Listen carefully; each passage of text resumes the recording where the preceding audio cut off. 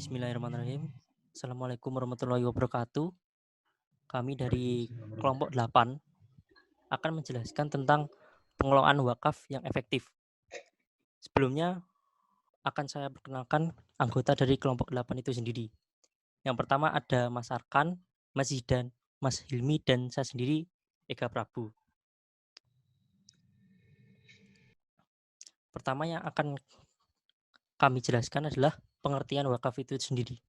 Nah, dalam pengertian wakaf ini saya ambil dari 2 garis besar, yaitu berdasarkan pendapat para ulama secara terminologi atau secara istilah yang dikaitkan dengan budaya-budaya pada masa dahulu, dan juga berdasarkan Undang-Undang Nomor 41 Tahun 2004.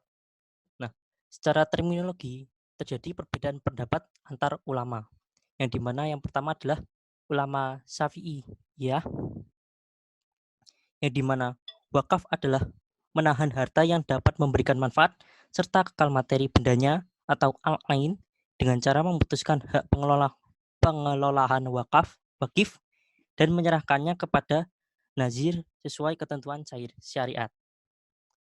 Yang kedua, menurut ulama Hanafiyah yang mengartikan bahwa wakaf dengan menahan materi benda dan hanya mewakafkan manfaatnya kepada siapapun untuk tujuan kebaikan, sehingga kepemilikan harta wakaf masih menjadi milik wakif dan perwakilan hanya terjadi pada manfaat dari harta tersebut, bukan pada aset burunya.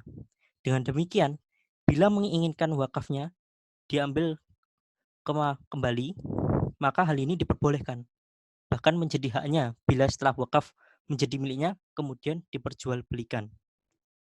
Lalu ada menurut ulama Malikiyah, di mana wakaf adalah memberikan manfaat dari harta yang dimiliki seseorang untuk diberikan kepada orang lain yang berhak dalam waktu yang ditentukan wakif pada saat akad wakaf tersebut berlangsung. Yang terakhir adalah menurut ulama Hanbilah, di mana mendefinisikan wakaf dengan menahan asal dan memberikan hasilnya, di mana pemaknaan ini sesuai dengan hadis Rasulullah SAW ketika Umar bin Khattab meminta pendapat Nabi tentang tanah Khaybar yang dimilikinya. Nah, menurut Undang-Undang Nomor 41 Tahun 2004, wakaf diartikan dengan perbuatan hukum wakif untuk memisahkan dan atau menyerahkan sebagian harta benda miliknya untuk dimanfaatkan selamanya atau untuk jangka waktu tertentu dengan kepentingannya guna keperluan ibadah dan atau kesejahteraan umum menurut syariah. Nah, dengan demikian dapat disimpulkan bahwa wakaf itu bertujuan untuk memberikan manfaat harta yang diwakafkan kepada seseorang dan dipergunakan untuk kesejahteraan umum sesuai dengan ajaran syariat Islam. Berbagai ulama juga sepakat wakaf merupakan ibadah yang disyariatkan dengan tujuan mendekatkan diri kepada Allah Subhanahu wa taala dan merupakan amal jariah itu sendiri. Nah, contoh-contoh wakaf itu dapat berupa tanah, bangunan masjid dan lain sebagainya. Lalu peranan wakaf itu sendiri. Wakaf secara garis besar, wakaf itu berperan dalam mengembangkan kegiatan-kegiatan sosial, ekonomi, pendidikan, kesehatan, dan kebudayaan masyarakat. Nah, hal tersebut dapat dilihat dari zaman dahulu, di mana yang pertama adalah Ibnu Umar yang mewakafkan sebidang tanahnya di Khaybar yang hasil pengelolaannya disedekahkan kepada orang-orang fakir, kaum kerabat, dan hamba sahaya. Lalu juga ada Rasulullah SAW yang mewakafkan perkebunan Mukhairi, sebagian keuntungan dari perkebunan itu untuk nafkah keluarganya selama setahun. Sedangkan sisanya untuk membeli kuda perang, senjata, dan untuk kepentingan kaum muslimin. Nah, pada abad 4 Hijriah, rumah sakit anak yang didirikan di Istanbul, Turki, dananya berasal dari aset wakaf juga. Pendidikan medis juga diberikan oleh masjid-masjid dan universitas yang didanai oleh aset wakaf seperti Universitas Al-Azhar di Kairo, Mesir. Lalu pada periode Abbasiyah, aset wakaf juga digunakan untuk membantu pembangunan pusat seni dan perkembangan arsitektur Islam, terutama arsitektur pembangunan masjid, sekolah, dan rumah sakit.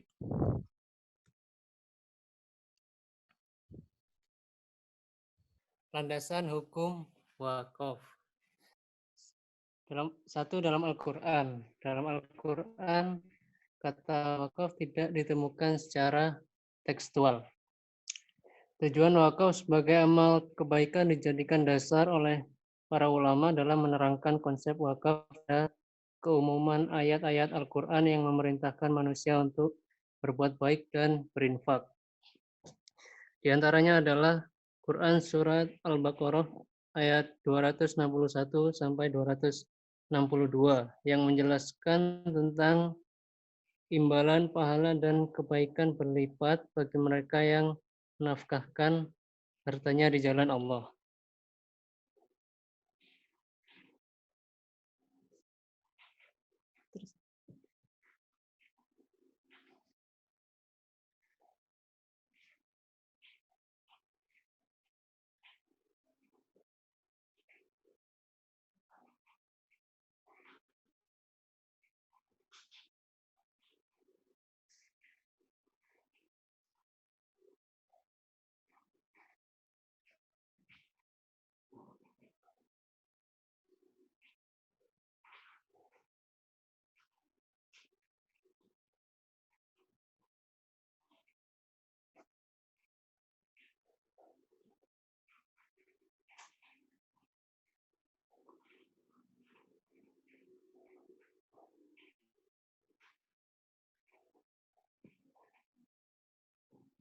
Yang kedua, hadis.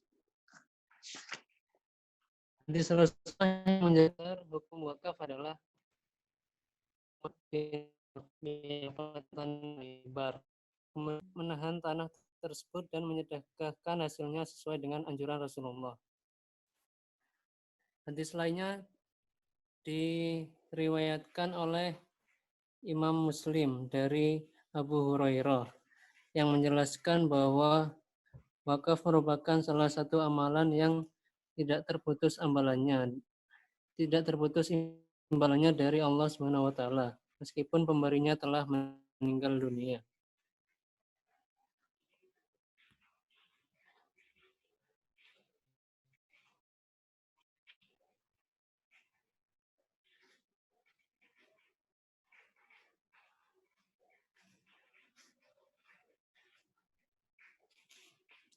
Syarat wakaf.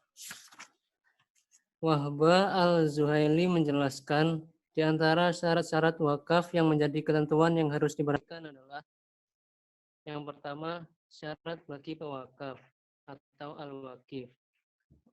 Syarat yang pertama adalah orang yang berwakaf harus merdeka dan memiliki penuh dari harta yang diwakafkan. Maka tidak sah wakaf bila dilakukan oleh seorang hamba sahaya, karena hamba sahaya tidak memiliki hak memiliki.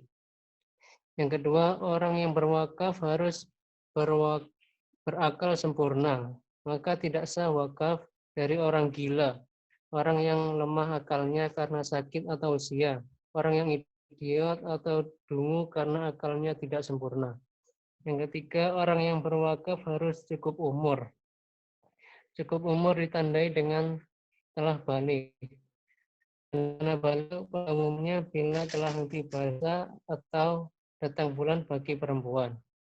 Yang keempat, orang yang berwakaf harus jernih pikirannya dan tidak tertekan.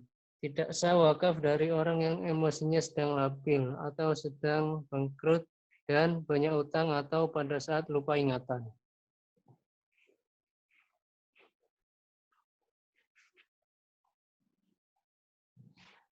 Syarat barang yang diwakafkan, al-mauquf. Secara umum, para ulama memiliki pendapat yang sama dalam mensyaratkan harta wakaf, yaitu harta yang tetap, diketahui wujudnya, dimiliki pewakif sepenuhnya, dan tidak ada pilihan khiyar.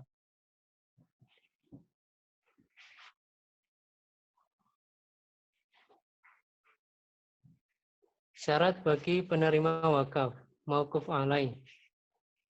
Penerima wakaf adalah orang-orang yang mendapat kepercayaan untuk memelihara barang wakaf dan memanfaatkannya untuk kepentingannya atau kepentingan lainnya.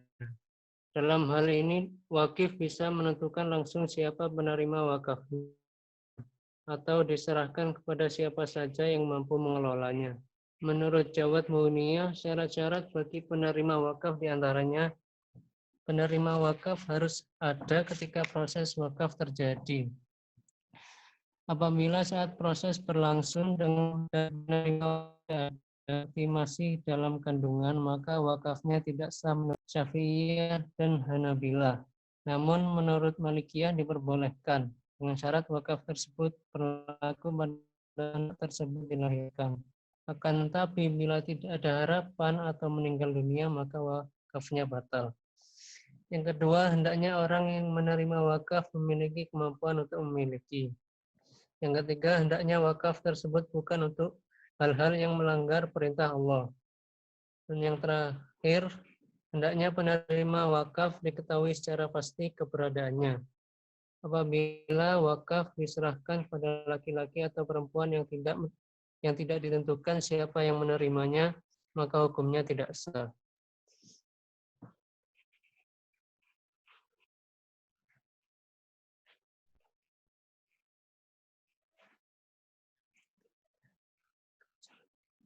Yang keempat, syarat ikrar atau sigot.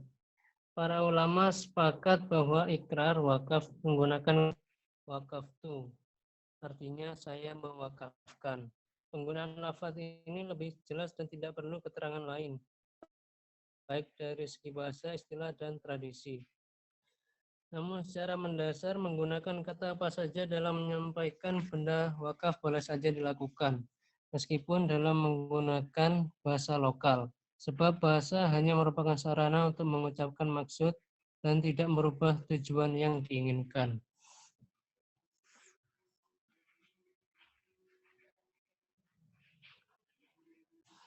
Syarat pengelola wakaf atau nadhir. Nadhir adalah organisasi atau badan hukum yang mendapat amanah untuk memelihara dan mengelola harta wakaf sesuai dengan tujuan dan fungsinya. Di antara syarat-syarat nadhir yang harus dipenuhi adalah beragama Islam, sudah dewasa atau akil baligh, amanah dan dapat dipercaya, dan memiliki kemampuan jasmani dan rohani untuk menjalankan amanah wakaf.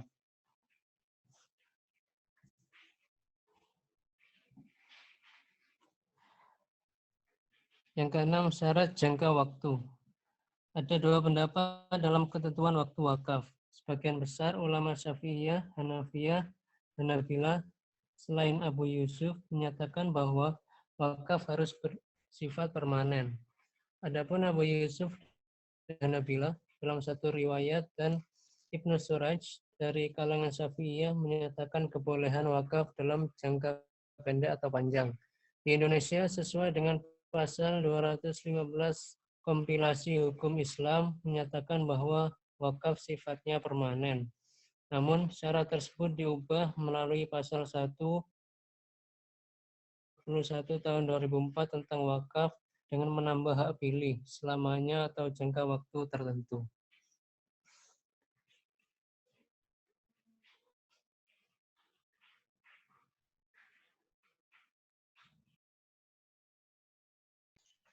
Selanjutnya, pengembangan konsep wakaf tunai. Dalam sejarah Islam, wakaf sudah dipraktikkan baik dalam bentuk konvensional berupa benda tidak bergerak maupun wakaf produktif berupa uang atau tunai. Seperti dikutip oleh hadis Imam Bukhari yang berisi anjuran melakukan wakaf dinar atau dirham untuk membangun saran dakwah, sosial, dan pendidikan umat Islam. Dari sini muncul berbagai analisis mengenai pentingnya wakaf tunai yang sedang dijalankan di berbagai negara di dunia. Menurut Syafi'i Antonio, ahli perbankan syariah, wakaf tunai memiliki 3 manfaat. Pertama, jumlahnya bervariasi, jadi siapapun dapat memberikan wakaf. Kedua, dapat membantu lembaga pendidikan Islam yang cash flow-nya naik turun.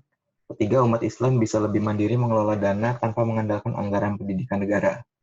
Beliau juga berpendapat bahwa dalam wakaf tunai diperlukan 3 azas penting yang harus dilakukan.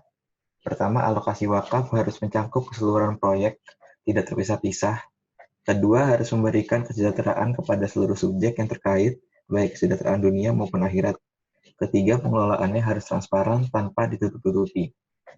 Melihat negara berpenduduk mayoritas Islam lainnya sukses menjalankan wakaf tunai ini, Indonesia juga mulai memperkenalkan wakaf tunai ini kepada masyarakat. Tetapi hal ini tidak mudah dilakukan karena terbatasnya stigma masyarakat Indonesia dalam mengartikan wakaf itu. Wakaf itu harus berupa benda-benda tidak bergerak seperti lahan dan bangunan. Stigma ini sudah mengakar di Indonesia sejak lama dan sulit untuk diubah. Hal ini bisa dibuktikan dengan data dari Departemen Agama RI yang berisi luas tanah wakaf Indonesia pada 2007 adalah 1.500.000 rupiah meter persegi. Namun demikian, Indonesia sendiri sudah marak tersebar pemberian wakaf secara digital melalui rekening lembaga yang bersangkutan, seperti rumah zakat, tabung wakaf, dan lain-lain. Bahkan di beberapa pusat pembelanjaan, banyak tersebar stand-stand untuk menyalurkan zakatnya, walau wakaf sepenuhnya di tangan lembaga, tanpa harus melihat langsung pengalokasiannya. Lembaga ini dengan jelas memberitahu kemana wakaf ini akan diberikan dan disalurkan. Jadi pemberian wakaf menjadi lebih cepat dan efisien.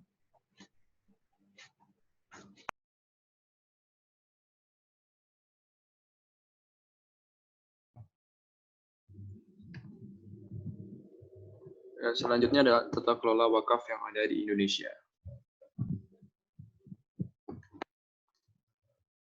Operasional wakaf mensyaratkan ada 4 entitas penting, yaitu yang pertama adalah otoritas atau regulator.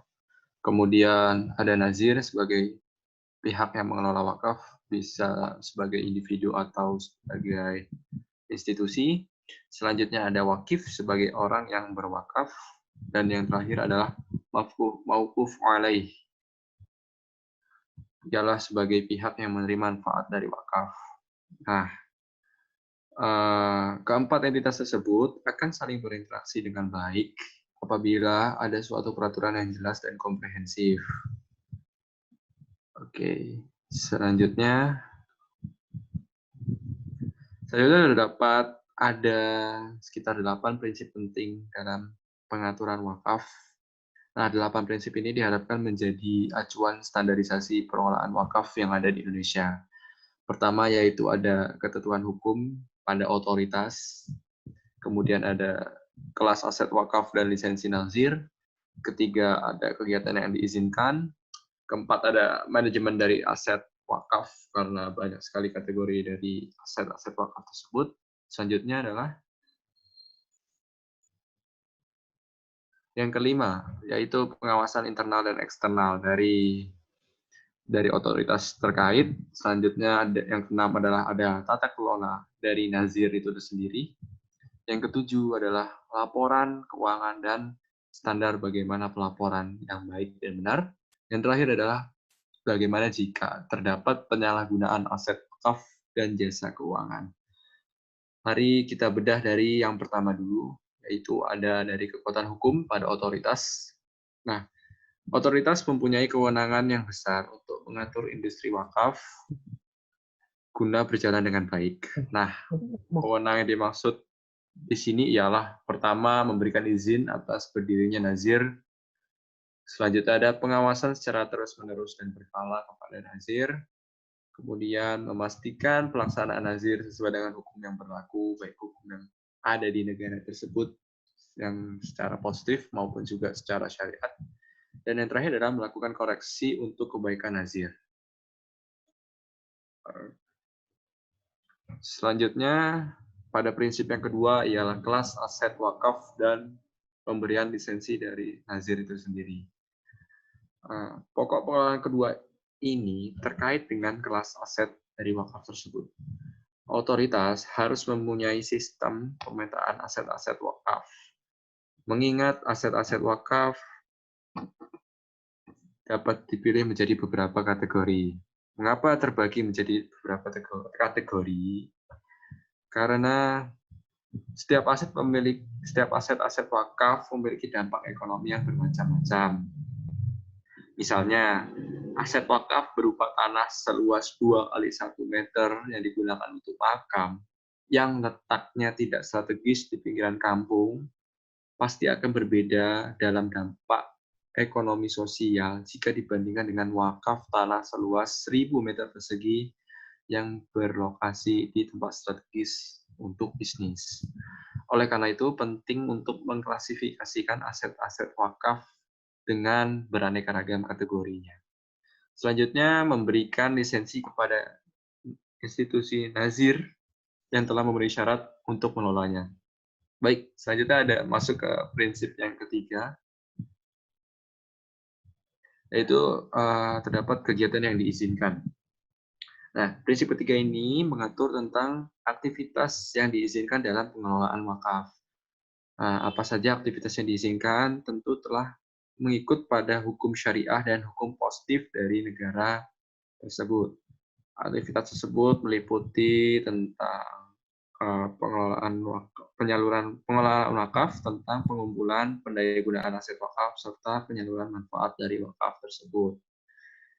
Misalnya, pengaturan terkait apa yang boleh dilakukan dan tidak dalam pengumpulan wakaf. Selanjutnya, terdapat juga contoh penyaluran keuntungan dari proyek wakaf produktif, maka prioritas pemberian kepada sektor sosial dengan tetap memperhatikan peruntukan dari aset wakaf yang diungkapkan oleh wakif. Oke, selanjutnya.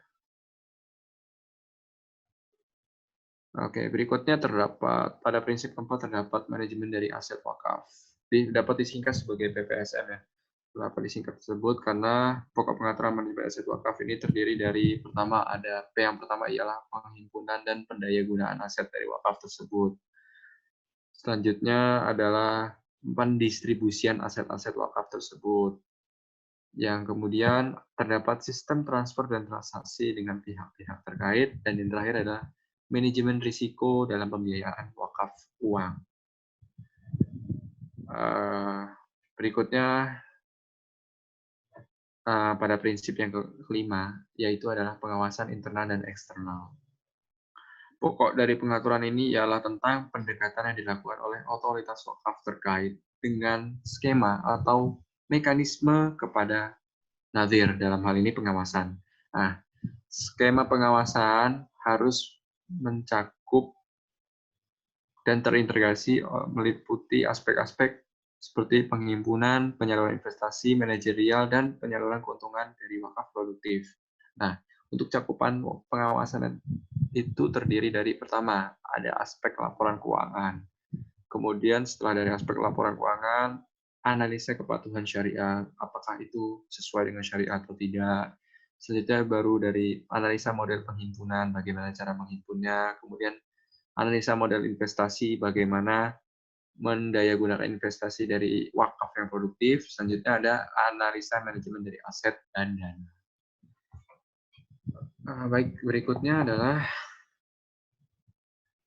prinsip tata kelola nazir. Nah, prinsip ini mengatur tentang profil kenaziran. Otoritas wakaf memiliki kewenangan penuh dalam membuat kebijakan tentang kriteria-kriteria nazir guna menjamin pengoptimalan aset-aset wakaf. Sehingga tidak sembarang orang ataupun institusi dapat menjadi nazir. Tugas nazir ialah bertanggung jawab penuh atas pengelolaan aset-aset wakaf. Dengan fakta bahwa aset wakaf mempunyai banyak klarifikasi, mulai dari wakaf yang tidak produktif sampai yang sangat produktif. Tata kelola nazir yang dimaksud ialah, pertama, pemahaman nazir tentang kepatuhan syariah, bagaimana seorang nazir atau institusi nazir memahami dari peraturan syariah. Kemudian pemahaman tentang undang-undang wakaf, bagaimana pemahaman dari nazir terkait dengan undang-undang wakaf yang ada pada negara. Contohnya di negara Indonesia ada yang disahkan oleh MUI. Selanjutnya ada kemampuan manajemen ekonomi, keuangan, dan administratif dari nazir tersebut. Oke, kita beranjak langsung ke prinsip selanjutnya, yaitu prinsip ketujuh, yaitu bagaimana prinsip pelaporan keuangan dan standar pelaporan. Nah, dalam pengaturan ini, fokusnya pada pelaporan keuangan dan pentingnya auditor keuangan eksternal guna mengawasi kinerja dari nazir, terutama dalam hal standarisasi pelaporan. Nah, hal ini mensyaratkan tentang adanya auditor dari pihak luar atau eksternal untuk mengaudit laporan keuangan nazir dan menjaga objektivitas dari laporan keuangan. Nah, dalam memilih auditor eksternal, harus dipastikan bahwa laporan keuangan yang dibuat telah sesuai dengan praktik akuntansi, sehingga nazir dalam memilih auditor eksternal harus mempertimbangkan kompetensi dari auditor tersebut terkait halnya wakaf. Baik, selanjutnya ada prinsip yang terakhir, yaitu prinsip penyalahgunaan dari aset wakaf dan jasa keuangan. Nah, dalam pokok pengaturan ini mengatur tentang masalah jika terjadi penyalahgunaan wakaf. Sebagai pihak otoritas atau regulator yang membuat peraturan, harus dapat memastikan bahwa nazir melakukan pekerjaannya dengan baik dan benar, sehingga tidak melakukan hal-hal yang tercela. Undang-undang harus mengakomodasikan pemberian sanksi kepada nazir yang memang terbukti melakukan hal-hal tindak kriminal. Kemudian, regulator berhak untuk memberikan sanksi berupa pencabutan lisensi dari nazir tersebut. Oleh karena itu, nazir harus mengelola aset wakaf secara profesional demi kemaslahatan sosial. Itu tadi adalah bagaimana tata kelola wakaf yang ada di Indonesia.